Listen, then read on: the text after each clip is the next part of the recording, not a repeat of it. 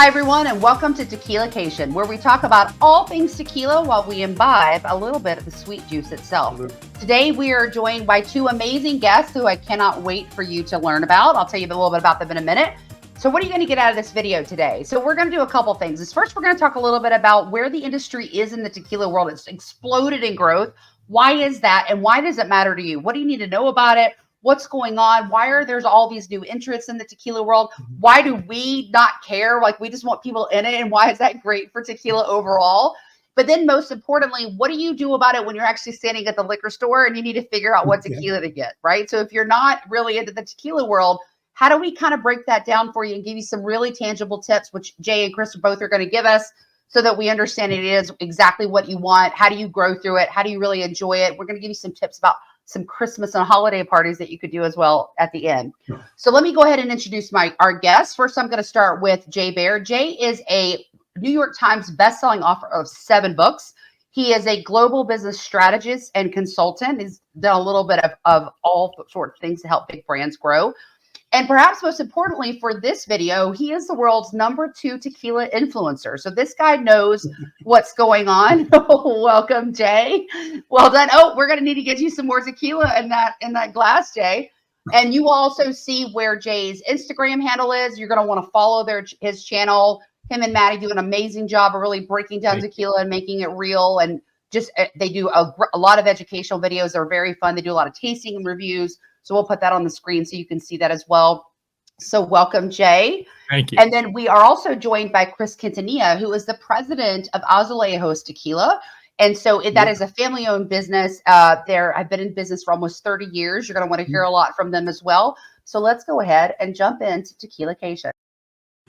So guys, let's start a little bit with kind of, Jay, if you could tell us a little bit about how you got into this tequila world. Like, so you have this amazing corporate background, right? You've been a business owner, you've done everything. I mean, you are really renowned. You're obviously an author, etc. So what was it about tequila that got you in here? Well, I actually was into agave spirits before almost any of those things happened, right? So I started getting interested mostly in mezcal 25 years ago or so. And there was a restaurant bar in Scottsdale, still there, I think, called Los Sombreros. And there was a bartender there who was really early into mezcal. We're talking 25 years ago, right? Before it was popularized in the US at all. And my best friend and I, before we had children, would go every Wednesday and just sit at the bar and have tacos. And we would say to this bartender, Steve, just like, take us to church, man. Like, just teach us a thing. And he would just pull bottles like out of nowhere, things that he muled back from Oaxaca, et cetera, and Durango, and just be like, okay, here's why this one's different. And we were just blown away. That's the way to learn. Yeah, that is the way to learn right there. The variety and the nuance and the flavor profiles and the romance and just how hard it is to make agave spirits.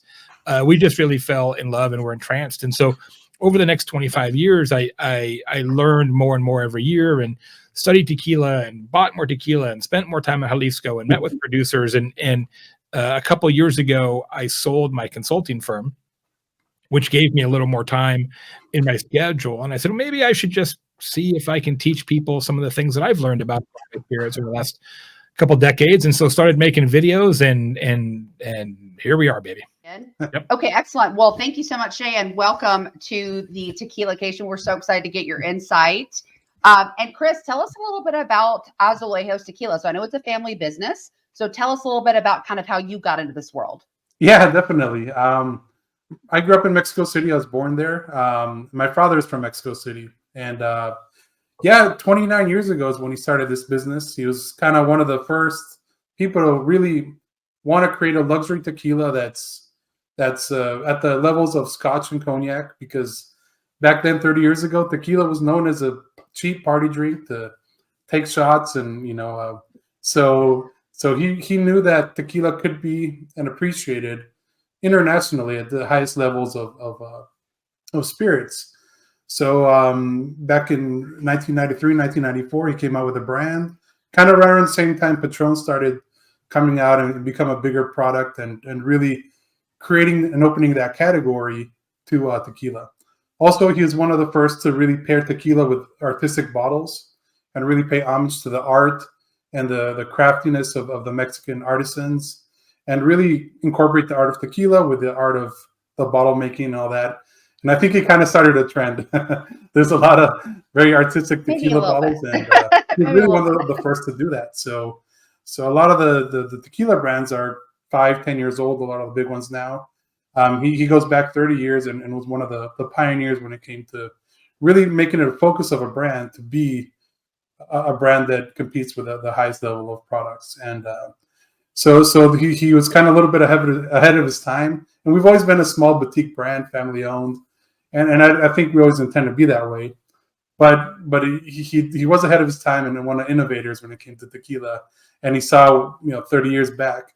And now tequila is regarded as high-end as Scotch or as cognac and bourbon. And it's right there as one of the top spirits in the world. So his vision kind of came true. He passed away 4 years ago, but I know he still lives on with the brand and loving what's happening in the industry. And I know you guys at Azulejos, you're only using the traditional method of making tequila. That's correct. Yes, our brand is non-diffuser, traditional method. We request no additives added. We want to taste traditionally, not overly sweet, and have the real agave flavors, agave oils, the true barrel flavor, and that's how tequila is really supposed to taste. Growing up in Mexico, that's how I expected my tequila, and I think that's important to me, have that traditional flavor so that people know what tequila is. Azulejos Añejo as we speak. It is so amazing. Actually, same here. to be sort of the pioneer of the interesting bottle trend, right? Mm-hmm. Which, as you said, Chris, is now everywhere, and you've got bottles shaped like, name the object and there's a bottle, but Azulejos was the first. Like, you were the ones who pioneered this entire trend, and the Skelly line in particular, which you can see over your head there. Oh yeah, it's so treasured and it's just so well recognized in the tequila community. It has a true legacy and an impact. And what I like about the brand is that, the bottles are super cool, but the tequila is really good too. And that's not always true, right? So sometimes, and I'm not going to name any brands on the show, but sometimes there are bottles that are very nice and the tequila is less nice. And it's true that you can do both. And Azulejos is proof of that. I appreciate that. Yeah, I don't see why you wouldn't, but no, our case is absolutely very important to us. Is if we're going to go through all the effort and spend all the money and work with the artisans to come up with a unique product, might as well put a great tequila in there. That's traditional method that tastes correct to the category. So that is important to us. And not only is it the artistic bottles, it's all the artisans that come to make the bottle. It's dozens and dozens of families at these small artisan shops that hand paint the bottle. They have to create the clay molds. I mean, there's a whole process. And there are a lot of jobs in Mexico, and a lot of people benefiting from the artistic piece as well, not only the tequila. I love it. So let's jump in now, because kind of what you guys are talking about, I think, leads into our next topic, which let's talk a little bit about the state of the industry of tequila, right? So tequila, as you guys kind of have both mentioned, it's gone through this huge evolution. It used to just be a party drink. Now, obviously, I'm a bourbon drinker. And so that's actually how I got into tequila, because I love bourbon. And so it's become something that I've really enjoyed, and all the flavors and everything.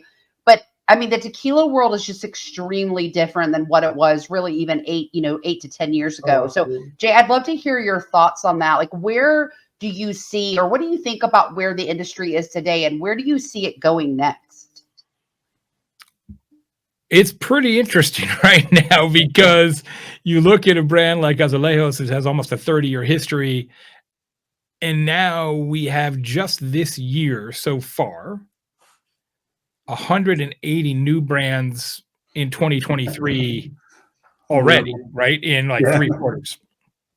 And it's almost really? I had no idea it was that high. Yeah. It's almost 2,000 brands now. So you got almost 2,000 brands, and each brand has, let's just say, an average of 5 expressions. Some have more, some have fewer. So you're talking about, rough estimate, 10,000 SKUs for consumers. And so the consumer is very confused.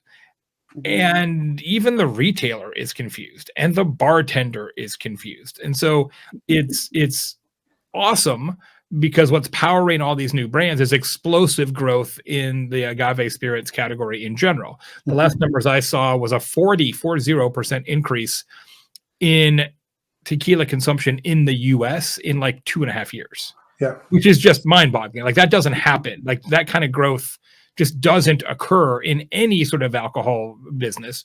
So it's really unprecedented. And of course, a lot of people are like, well, I want a piece of that. I want a piece of that. I want a piece of that. And so you're getting a lot of brands. Now, most of the new brands are not truly going to be competitors for any sort of meaningful shelf space, right? It's people who are like, I want to have kind of tequila. So I'm going to go down and work with a distillery that does a lot of contract brands, and they're going to make one pallet of tequila and put their logo on it and drink it with their friends. And that's kind of it. And that's cool. You know, it's sort of it's a hobby. It's not a business, but it's really interesting right now. And of course, as Chris knows well, the other side of the business, which is really fascinating right now, is that agave prices have started to come down finally.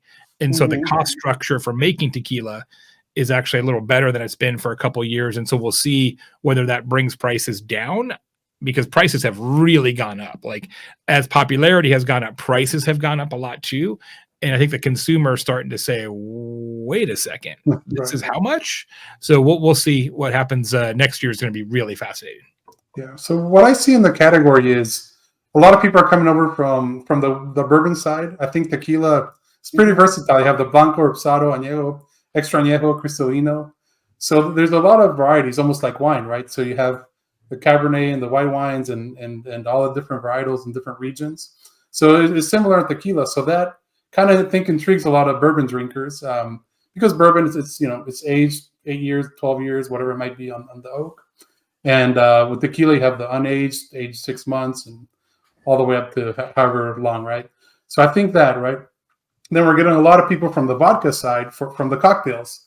So, you get the people who are drinking vodka tonic. It tastes pretty good with tequila and a little squirt of lime, right? And again, it's low calories in the 60-calorie range, whatever it might be. Yes, you gave us one of those cocktail recipes once. Oh yeah, the ranch water. That's it was perfect. So ranch water is the best. Plus, you're hydrating the whole time.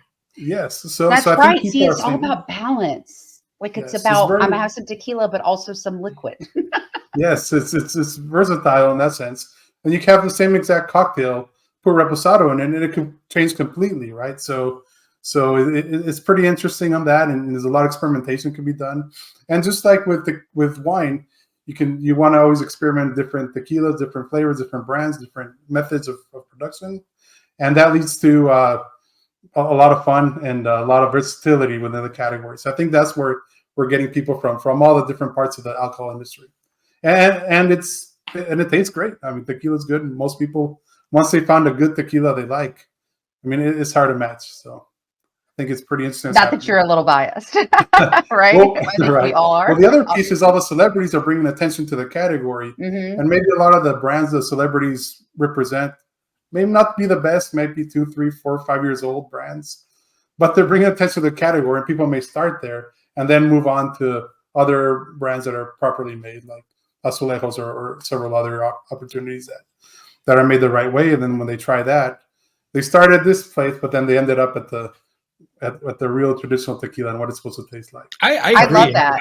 I get in fights about this a lot with other tequila educators online. This notion that, hey, celebrity tequila is inherently bad or evil, or it's cultural appropriation, or we should outlaw it or whatever. And I'm like, I know what you're saying. Like I get where that perspective comes from, but also I personally would rather have somebody drink tequila, period. Absolutely. Because then at least you got a chance to switch them over to a more artisanally made, family owned, historic brand. Right. But if they don't drink tequila at all, then it's a lot harder to switch them over. And the reality is, you may like it, you may not like it. The reality is, one of the reasons why the category is growing so fast is because the celebrities are bringing people to tequila. Yes.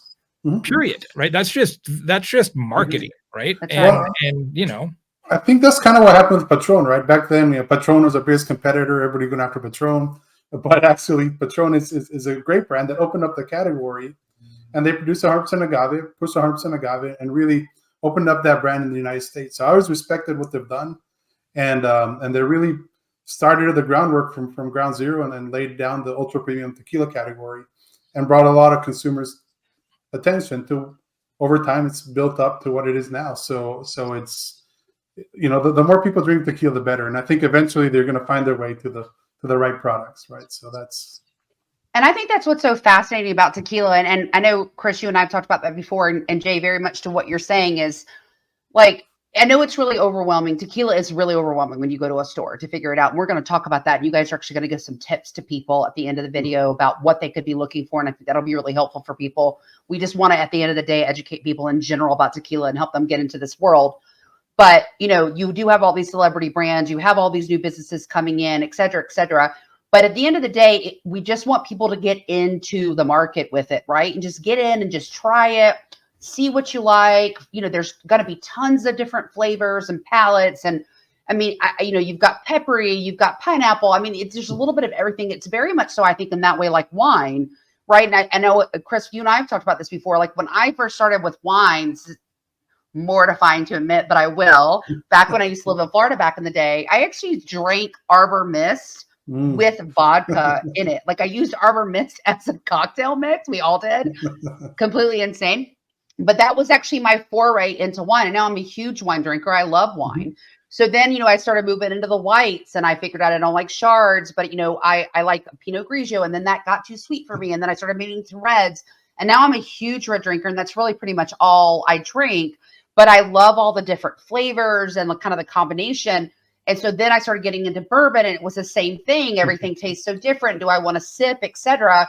And then that was how I got introduced to tequila. And I've learned over time, like, I'm going to want an añejo if I'm sitting out on my back porch at the end of the night under a sunset and I want to kind of sip on it. But if I'm going to drink a tequila old fashioned, which is now one of my favorite drinks ever, I want a reposado in it. But if I'm going to have a Bloody Maria, which is a Bloody Mary, but with tequila, I want a Blanco because I want to taste the agave in it. And I think that's what's so fun about tequila, right? I mean, there just is no end to it. But I do think it's just so, as a consumer, it's extremely overwhelming. So let's kind of get into that because guys, best, the two of you, I mean, I couldn't be talking to better people about this. Jay, obviously you're a tequila influencer and, really into this world. Chris, of course, you are the president of Azulejos, but you have a background in liquor distribution, right? So I know you know a ton of history about it. So let's give people some really good tips. So they're going to walk into a store, right? They're going to walk into a liquor store or a Costco, and they're going to see tons of bottles. Like, what kind of guidance can you give them? What are some of the key things they should be looking for, and what should they be thinking about? Jay, let's start with you. I wouldn't, as a general principle, pick tequila based on brand recognition. If you go into any store, any restaurant, any bar, there's going to be 3 to 5 tequilas that you definitely have heard of. Yes. There's a reason why you've heard of them. And it's because they are powered typically by billion-dollar multinational corporations that put a tremendous amount of marketing behind those tequilas to make sure that you know the brand. Generally speaking, that kind of production volume does not create the most nuanced spirit. So one of the things I tell people all the time is don't be afraid to experiment. Don't be afraid to try a tequila that you haven't heard of because you will most likely be pleasantly surprised. And so that sort of thirst for experimentation, I think, is the first step in the process. Second thing to think about is what do you drink now, right? If you're not really a tequila drinker, what do you drink? Do you drink vodka? Then you should probably drink a Blanco. Do you drink bourbon? You should probably drink an añejo because, the more similar flavor profiles. But I think the most important thing I would start with, in addition to just sort of, get out of the ones is what are you doing with this tequila? I mean, the overwhelming majority of tequila sold in the U.S., at least, it's a little different in Mexico, but sold in the U.S., is consumed in cocktails. It's consumed in margaritas by far.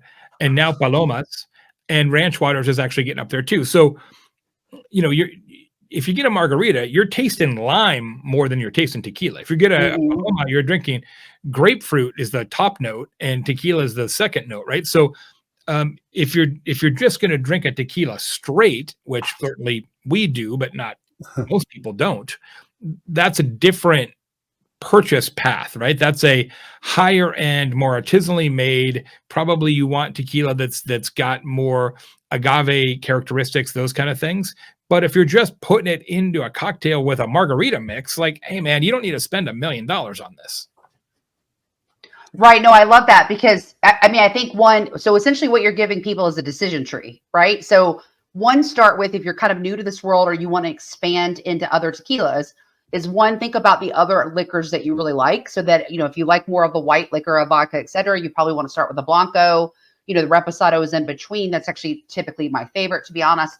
And then if you're drinking a darker liquor, you're probably going to want to start with an añejo. But then looking at what are you going to do with it, I really like that a lot. Like if you're going to put it in a cocktail, like you said, if you're going to make a margarita, especially if you're going to make a batch of margaritas, like you're having a party, dude, don't spend $250 on, a Blanco. I mean, unless you really want to impress people, that's great. But there's ways to do that. But if you do want something, I think, I think about like the Reposado old fashioned that I love. I mean, that is my new favorite drink. Is, I want a Reposado because I want to be able to taste that tequila, but I don't want it to overwhelm everything else that's in there. So maybe we can do some more education around that, because I think that makes a lot of sense for people as well. But so it's kind of like, what do you like? Yeah. What are you going to do with it? And then I like the concept of, like you were saying, you might want to go more small batch, especially if I think if it's more of a higher end tequila, et cetera. So hopefully that gives people a little bit of insight on where to go. And then Chris, what are your thoughts on that, especially coming from the overall liquor world? Yeah, well, great points, right? And I think I can expand a little bit on that. So first of all, for me, it needs to be 100% agave on the label. By Mexican law, if it's 100% agave tequila made the right way, bottled in Mexico, they'll say 100% on the label. That's very important because you're getting only agave in that product. If it just says tequila, they're usually up to 49% spirits from other sources, including usually it's going to be a cane spirit that's added to it. So I'm saying even for margaritas, look for that 100% agave label. It might cost an extra $4 a bottle, but I think in that case, it's worth it. I'm not saying get a $50, $80 bottle for margaritas, but in the mid-20s, you can find a decent 100% agave. Mm-hmm. So look for that, and I think that's a requirement if you want to taste a decent tequila. And again, like Jay said, you probably won't be disappointed if it's 100% agave. Now, within there, the method of manufacture is important, but I think that's for later on. And for any brand out there, there's a ton of information online. Just type in the brand or the NOM number, and you'll find plenty of information on that tequila. Just right into Google, right? So that being said, you got the Blanco Reposado Añejo, and I'm going to kind of make this as simple as possible. But the Blanco, you're going to get fresh agave notes. You're going to get some really nice spices in there, and you're going to get a full, bold spirit that has some nice flavors to it. Again, goes great with any kind of lime-based cocktail or any kind of cocktail, really, on the Blanco. Then a Reposado is gonna be aged a few months, about 4 or 6 months, and it's going to smooth out the edges a little bit. Mm-hmm. So you're gonna still have agave flavors, which are great and makes tequila. But you're also gonna get some nice barrel notes, a little bit of vanilla, a few caramel notes to smoothen out the edges. Then in an añejo, you're gonna get more of the barrel, so it'd be closer to a bourbon, like Jay was saying, and you're gonna get those great bourbon notes and the vanilla and the oak and the more robust flavors. So you get a lot of depth within the añejos. So it really is. But if you're not a bourbon drinker, yes, you do want to stick to the Blancos or Reposados. And if you do like heavier spirits, the añejo is definitely the way to go. So that being said, is if you want to train your palate, like Stephanie was saying, like Jay was saying, they tried the experiment. They trained their palate to know what's good. They asked the questions. They spoke to people who know about it. You know, they watch Jay's videos. They really do an effort to train themselves and to be subject matter experts. But it's at the end of the day what you like, and it is part of training your palate and understanding how it's made. And it's a very cool, intriguing world. So that's a big part of it, and just have fun and just jump in, right? Yeah, what a good thing to experiment with. I would also suggest that people, wherever possible, without just spending a bunch of money for no reason, to drink more than one tequila in a session, even if it's like I'm going to make 2 margaritas, one with this tequila, one without tequila, whatever, and drink them side by side, drink them blind, because most people haven't had that many different tequilas in their life. And as we talked about, there's 1,800 brands, right? So there's a lot of nuance in the category. And when you start to drink more than one tequila kind of at the same time, you're like, oh, wow, these actually taste really, really different. Even if they're both reposados. I mean, you can get reposados that are very barrel forward, some that are very cinnamon forward, some that are very butterscotch forward. And it's all the same expression. So when you start to do that, you know, if you go to a restaurant, for example, and they offer tequila flights, get a flight. Love a flight. Where you can go side by side. And the more you do that, the more you'll start to understand and pick up on the different nuances, because there is no right answer necessarily, right? It's just a style. It's just like a Pinot Noir from France is very different than a Pinot Noir from Oregon, which is very different from a Pinot Noir from California. And that's because of the different climates and terroirs in each of those places. And tequila works the same. Not only do you have agave from different parts of the region, which grow differently and have different inherent flavor profiles, but the distilleries themselves have a huge toolbox that they can use to change flavors, water source, types of yeast, fermentation vessels, fermentation length, you know, heads and tails cuts. Like there's a million little barrels, knobs and dials. like what kind of Everything. barrels are you using if you're aging? Of course. So there's a lot of variation in the category, and it's sometimes hard for people to understand that until they've had a few. But side by side is where you really notice it. Because if you drink one and then 3 weeks later you have a different tequila, it's going to be tricky to kind of remember what the other one was like. So if you really want to get into it, blind and side by side is the way to really educate your palate. I love that. I also think I would love to suggest to people something that this is how I got into tequila, and it was really fun. I went to a party. People had like 5 or 6 different tequilas. So it was not only so that we could taste the different tequilas, that was kind of the whole concept, but really fun, like not, you know, boring or whatever. But they also had a bunch of different foods, but because of the palate, right, and all the different flavors that you're going to find in tequila, maybe we can do some more of that, Chris and Jay. I know you have a lot of videos on that, educating like what are the legs and what does that mean, etc. But like what we did is we tasted the tequila, but then we tasted how different it tasted with different foods. So I remember how different. There was one tequila I actually did not like. It felt very harsh to me. It was a Blanco. It just felt like it had a lot of edges, I think is the best way to describe it. But then I tried a chili infused chocolate with it, tried a little bite of that, and then had it, and it was amazing. But it's a completely different taste than I'm going to have an apple with a reposado, which I actually really like that combination, or like some peanut butter, you know, or some chocolate cake if you really want to have a good time, right? Or tacos or whatever the case. But I think that's a really fun, like just get in there. But that's a really fun way of doing it, because then you can decide what taste combinations you like. And then you can look online and figure out what is the notes about that tequila that it is you're picking up. And then you can kind of go to the next step and find your next tequilas to get into. It's a fun world. People don't think about pairing tequila and food as much as they should. It can really be extraordinary. Blanco tequilas are great with sushi and seafood and Asian cuisine, things like that, right? Reposados are terrific with fruits, like you talked about a second ago. And then your darker tequilas are amazing as desserts, right? For with chocolates, with cheesecake, with you know, nuts. There's a lot you can do. In fact, I did a live stream, like an hour long with Guy Fieri, the famous. Wow, I didn't see that. I did like an hour long conversation with him on my channel a few months ago about pairing tequila and food. It was amazing. I don't know how I missed that. I have to watch that because that's one of my favorite things to do. Like so I'm a huge sushi drinker, and so I agree. And I really like sake, so I think a good Blanco can have a lot of that kind of, a little bit of, it feels a little bit like that. It has that kind of nuance and does change the flavor. But one of the things that I've recently discovered is good cheeses. Like, so a really good cheese with some of the certain tequilas tastes so different. It's just really fun. So guys, we really just encourage you to go out there and have a good time. Like, I mean, that's the idea is, I know it's overwhelming and there's a lot of, you know, quote unquote tequila snobs. We all love them because they know a ton of stuff, but like, you don't need to be a tequila snob to get into this world. You don't need to know exactly what you're doing. That's totally okay. Go in there and just have a little fun with it and experiment with it. And if you really want to have a good time, have a tasting party with your friends, right? Try some flights. They'll love it and remember it forever. They're going to think you're the best person that's ever existed. Like, and the holidays are coming up. So, I mean, could that be a better holiday party? No, there couldn't be. One thing I'll say is we tend to forget this, but a large percentage of what we perceive as flavor is actually scent. That's So true. when you're drinking tequila, especially neat, not in a cocktail, you really want to kind of get up in there, in a way that's a little socially awkward, and really spend some time smelling it, because it'll help you understand and appreciate the different tequilas more.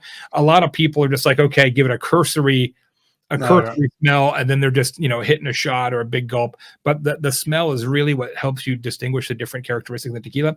Other thing is, and this is going to be ridiculous, but I'll do it because we're on camera. The best way to smell any spirit is actually with your mouth open. It opens up the back of your sinuses, and you will get significantly more odors if your mouth is open than when it's closed. So and also one nose at a time, or one nostril at a time. You're going to have to demonstrate that, Jay. You ready? Yeah. This is where you're supposed to do it. It's gonna be beautiful.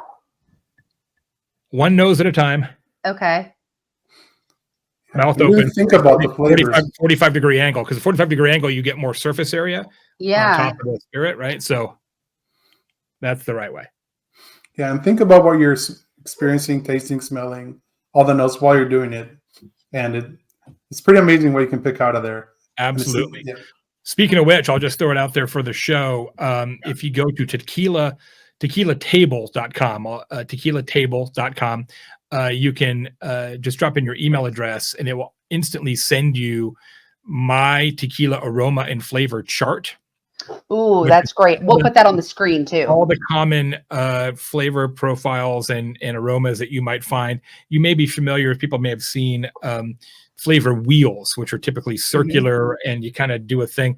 I find those a little complicated and fussy personally. So I made a simpler version for our audience to be able to more easily identify tequila aromas and flavors. So please enjoy that, tequilatable.com.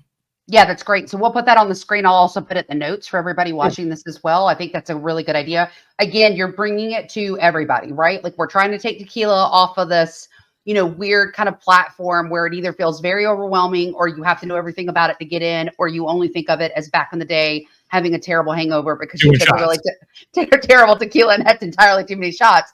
And we're showing you, hopefully over time, how to kind of get in there, how to enjoy it, what to think about it, how to move through it, and even how to drink it, right? I'm going to try that at the next restaurant that I'm at, Jay, and see how funny they look at me, but it'll taste great. So I just tell them, I told you. All right, guys. Well, let's wrap up. I really appreciate you guys being on here. Do drop in the comments what you want to hear next. Hopefully we can have Jay back another time. We'd love to have him on here. Here's some more information, but like, what do you want to know? How do we make tequila even more fun? What are you interested in, etc.? Let us know, and we will get that out there for you, because it's all about tequilacation, so that you can enjoy the sweet juice itself. We'll see you next time. Bye, everybody. Salud. Salud.